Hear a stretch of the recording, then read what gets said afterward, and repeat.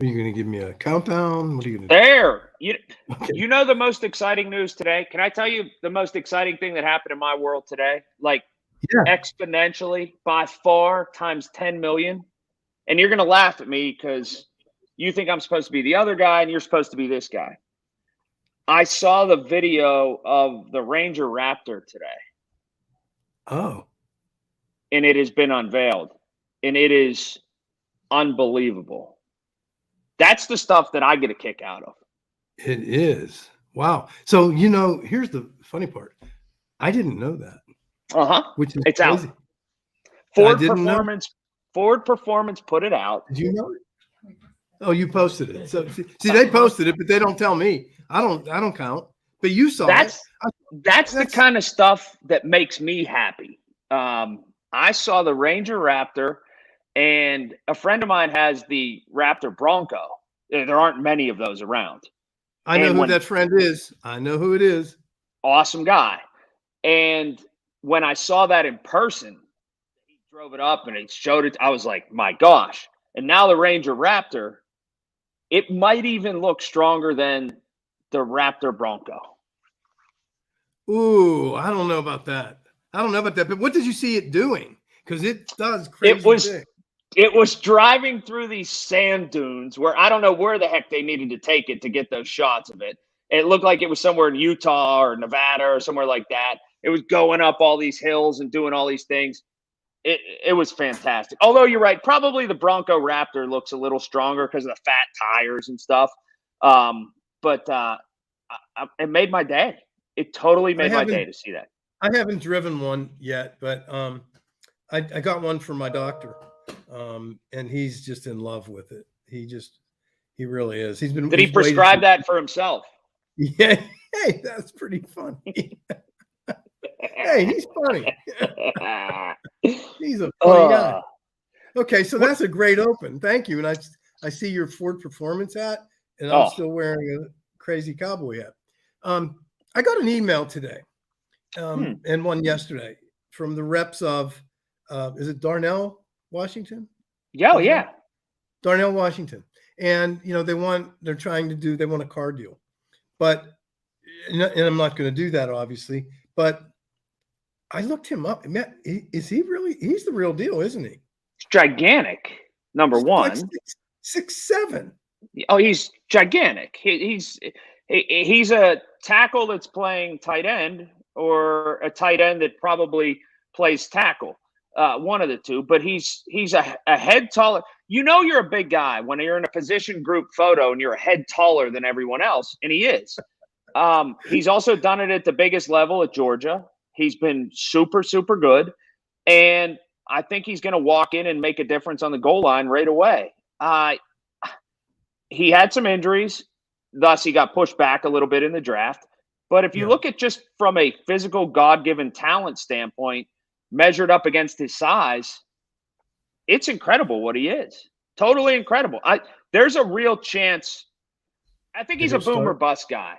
He could be a guy that is out of the league in 2 or 3 years just because of the injuries, or he could be a guy that 15 years later you're going, that was the absolute steal of the draft, and he's headed to the Hall of Fame. So I see that, and I didn't realize that until I started to do some research on him. But then, so for me, it goes break back, and I see all these moves that the Steelers are making, right? And I see what's happening, and I saw what Andy Omar's assistant. Weidel. Yes, Andy Weidel made a statement this week that they intend to impose their will on their opponents. And I mean, I'm old school. I love that. I love hearing that. But yet, it seems like every move they're making is to that end. Do you agree with that? I agree. And it certainly is. They're zagging where all of football is zigging toward becoming less physical and On all widening paths. out and going down the field. But the Steelers won. They've never like led the league in points scored. They've never been in the top five really in points scored. Right. So instead of trying to keep up with the Joneses, I think Yeah. what they're doing is leaning into what they've done for decades and generations Yeah. and being Bill Cowher's Steelers all over again. It's what they know.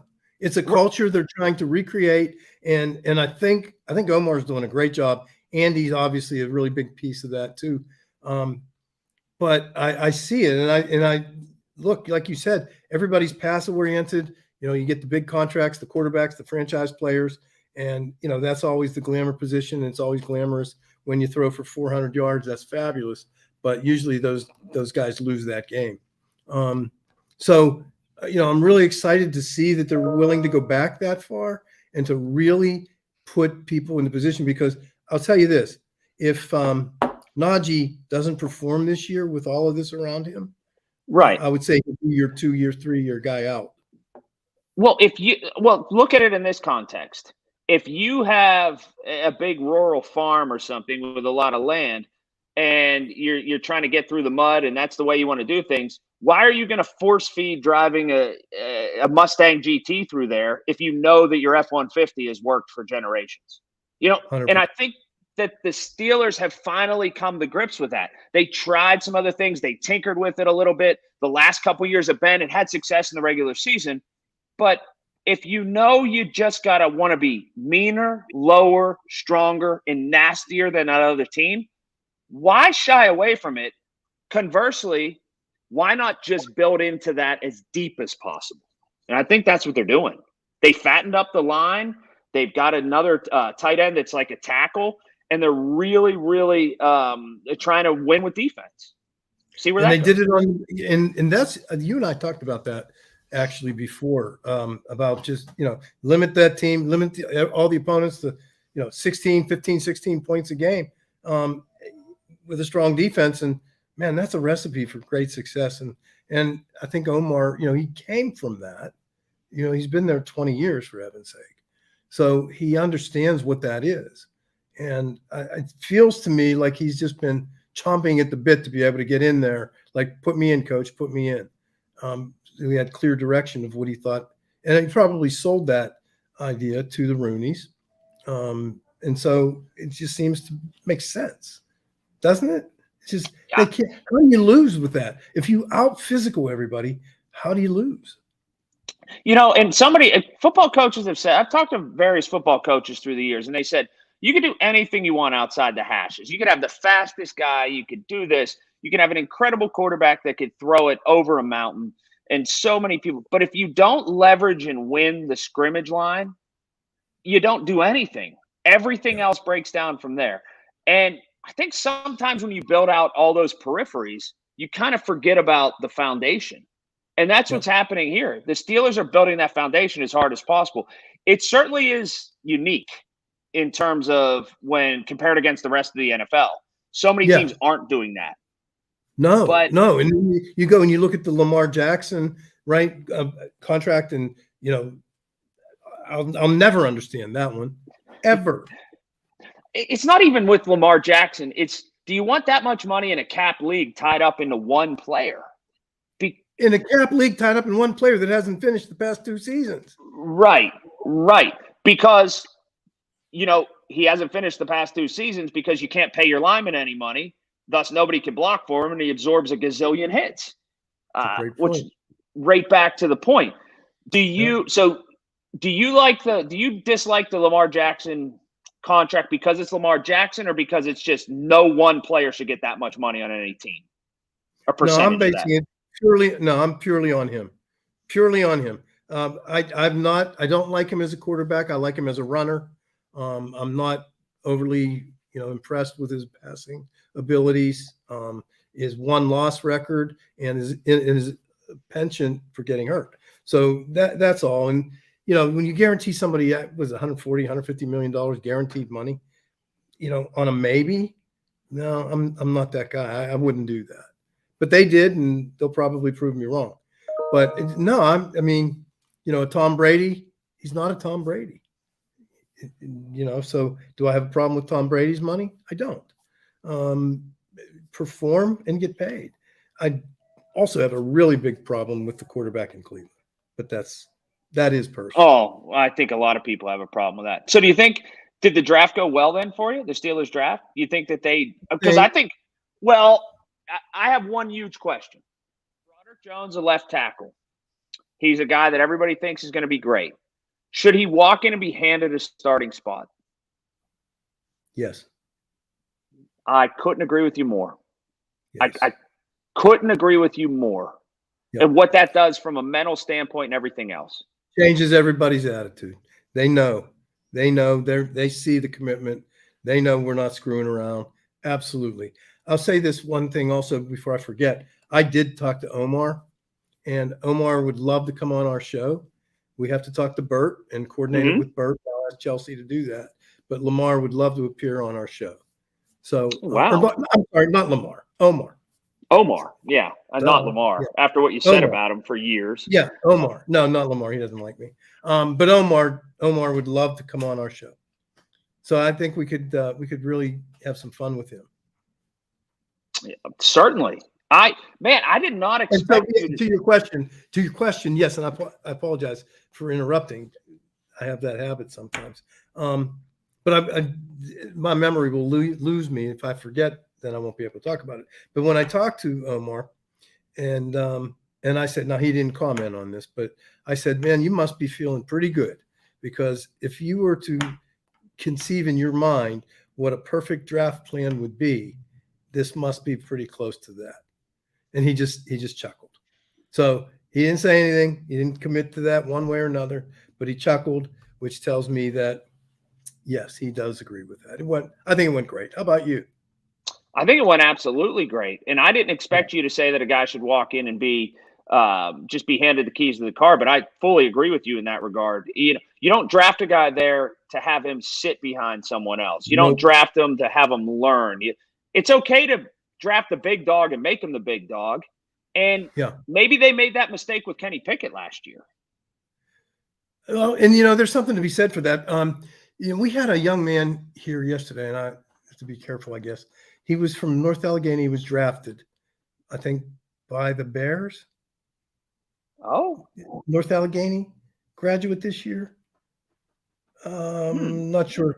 I don't remember his name, but he came in yesterday, and he's speaking to our sales manager Dave, and they were talking about. He said he just came through rookie orientation. He's got 14 cadences to learn in 2 weeks. That's pretty aggressive, I think. So back to your learning curve, right? So people talk about a learning curve, and you think, well, what's the difference?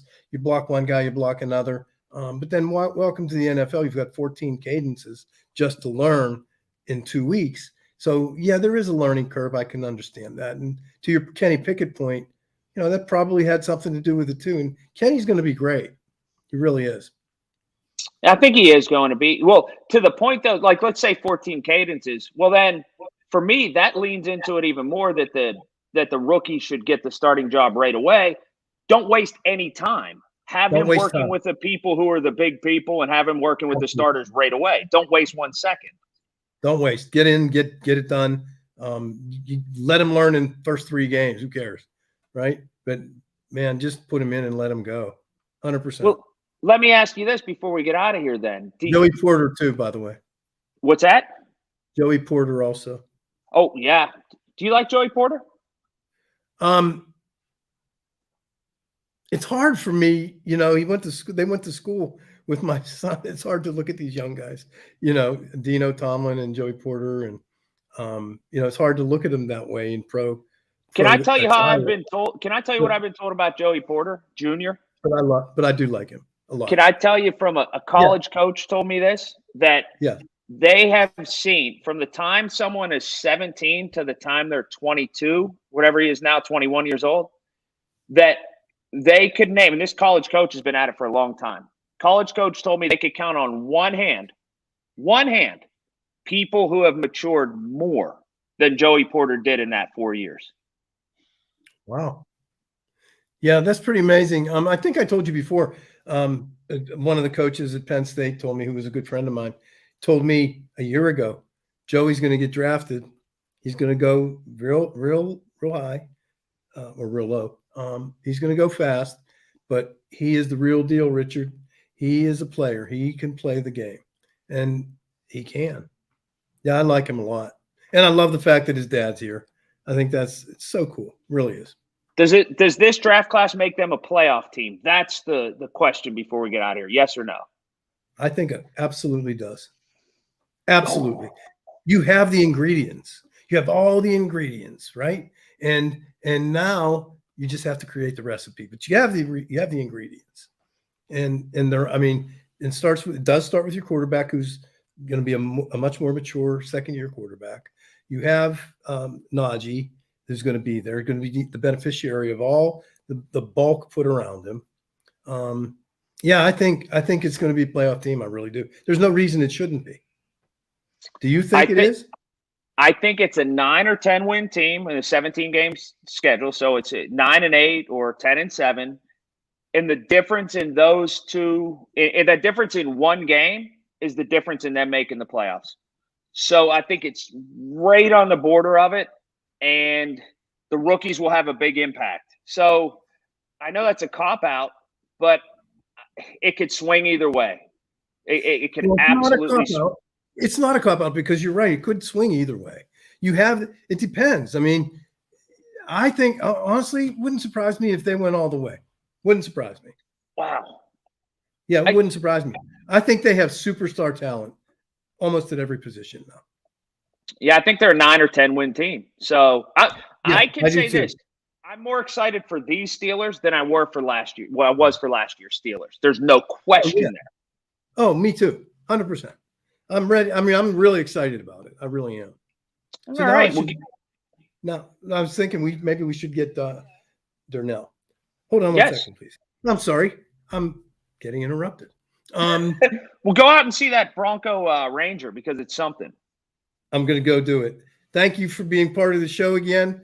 You're the best. Yes, sir. Man. All right. Talk to you soon, Richard.